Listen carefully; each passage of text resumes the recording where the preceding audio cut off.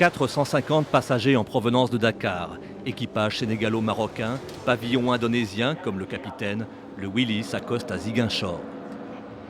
Relativement moderne, loué depuis 15 mois, le navire dessert ainsi 2 fois par semaine la petite capitale fluviale de la Casamance.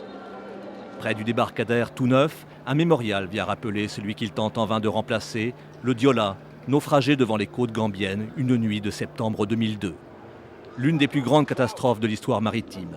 Près de 2000 morts ou disparus, une région endeuillée avant de subir un autre sinistre économique, celui-là.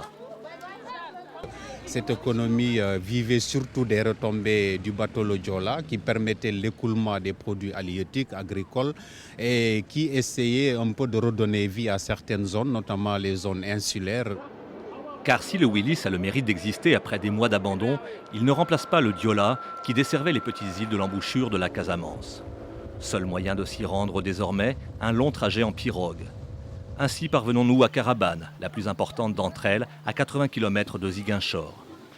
Ici se tenait 4 fois par semaine, autour du Diola, un véritable marché flottant, fait de dizaines d'embarcations. Les femmes assuraient le commerce. Ce n'est pas la commerce seulement, mais le village souffre.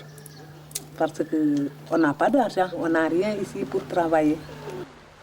Des plages, de la pêche au gros, une atmosphère paisible et même une étrange église bretonne du 19e siècle, Carabane était aussi jusqu'au naufrage un petit paradis touristique à une douzaine d'heures de Dakar par bateau direct. Fréquentation individuelle mais régulière et fructueuse, aujourd'hui un souvenir.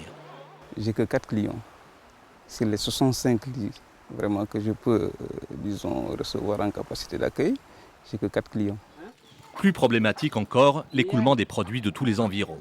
Fruits, cultures maraîchères et surtout poissons, autant de denrées qui partaient sur le Diola et s'écoulaient le lendemain matin, fraîches et à bon prix sur les marchés de Dakar.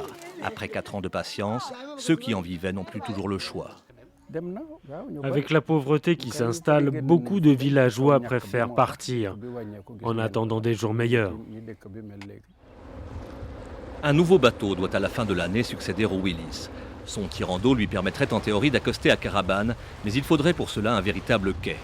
Construction promise par les autorités, mais dont les habitants ne voient toujours rien venir. Oubliés de tous et éloignés des enjeux politiques, ils savent que le temps ne joue pas en leur faveur.